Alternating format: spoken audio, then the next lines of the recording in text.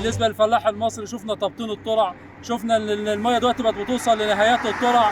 الفلاح المصري كان بيقلني الاول في تحديات بتقابلنا، بس ان شاء الله قدرنا في الدوله في الجمهوريه كده ان احنا نقدر نتغلب على التحديات دي في القطاع الزراعي. شفنا ميكنه الحيازات الزراعيه وميكنه بطاقه الفلاح اللي بتصرف مستلزمات الانتاج. دلوقتي الفلاح بيقدر يصرف مستلزمات الانتاج بتاعته بكل يسر. ممكن دلوقتي ان احنا الدعم اللي بيوصل للفلاح عن طريق البطاقه الفلاح فعلا بياخده. شفنا حياه كريمه دلوقتي المنتشره في كل المحافظه.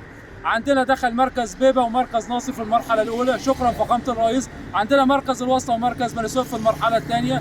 عمرنا ما كنا نحلم ان يكون في صرف صحي في القرى، بقى عندنا صرف صحي في القرى، بقى عندنا مجمع زراعي بيخدم الفلاح المصري، بقى عندنا وحده بيطريه ان شاء الله تخدم برضو القطاع البيطري قطاع الماشيه في المحافظه.